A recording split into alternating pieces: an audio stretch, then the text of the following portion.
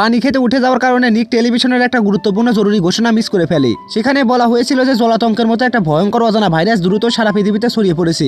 এই ভাইরাসে আক্রান্ত মানুষ অল্প সময়ের মধ্যেই ভয়ঙ্কর রক্তপিপাসু জম্বিতে পরিণত হচ্ছে। সরকার সবাইকে ঘরে থাকার এবং প্রয়োজনীয় খাদ্য মজুত করার পরামর্শ দিয়েছেন। কিছুক্ষণ পরে নিকের বোন ফোন করে জানায় যে পরিস্থিতি সংবাদে যা দেখানো হচ্ছে তার চেয়েও ভয়াবহ। ভাইরাস এত দ্রুত ছড়াচ্ছে যে প্রতি মিনিটে হাজার হাজার মানুষ আক্রান্ত হচ্ছে। সরকার একটি দূরবর্তী দ্বীপের নিরাপদ আশ্রয় কেন্দ্র তৈরি করেছে এবং সে চায় যে নিকো যেন সেখানে চলে যায়। পরদিন সকালে নিক তার প্রিয় বিড়ালকে নিয়ে বিমানবন্দরের উদ্দেশ্যে রওনা দেয়, কিন্তু সেখানে পৌঁছে সে জানতে পারে যে সব ফ্লাইটই বাতিল করা হয়েছে। মোবাইলে জরুরি বার্তা আসে পুরো দেশই লকডাউনে চলে গেছে এবং সবাইকে দ্রুত বাড়িতে ফিরতে বলা হয়েছে। বাধ্য হয়ে নিক তখন বাড়িতে ফেরে। পথে সে দেখে মানুষ আতঙ্কে শহর ছেড়ে পালানোর চেষ্টা করছে। রাতে এলাকায় ফিরে সে তখন আরো ভয়াবহ দৃশ্য দেখে। সেনাবাহিনী একটা বাড়ি ঘিরে রেখেছে এবং একজন সংক্রমিত মানুষকে বেঁধে নিয়ে যাচ্ছে। তার ভয়ঙ্কর চিৎকার শুনে নিক তখন আতঙ্কিত হয়ে বাড়িতেই লুকিয়ে পড়ে। বোন আবার ফোন করে জানায় যে শহর প্রায় সম্পূর্ণ ধ্বংস হয়ে গেছে। সে নিককে সতর্ক করে দেয় যে যেন কোনো সরকারি আশ্রয় কিনতে না যায়। খাবার সংগ্রহ করতে বের হলে সে তখন দেখে দোকানের তাকগুলো খালি। ঠিক তখনই এক সংক্রমিত ব্যক্তি এক পুলিশ সদস্যের উপরে হামলা চালায়। আহত পুলিশ বুঝতে পারে যে সে আর বাঁচবে না, তাই নিজেই নিজের জীবনটা শেষ করে দেয়।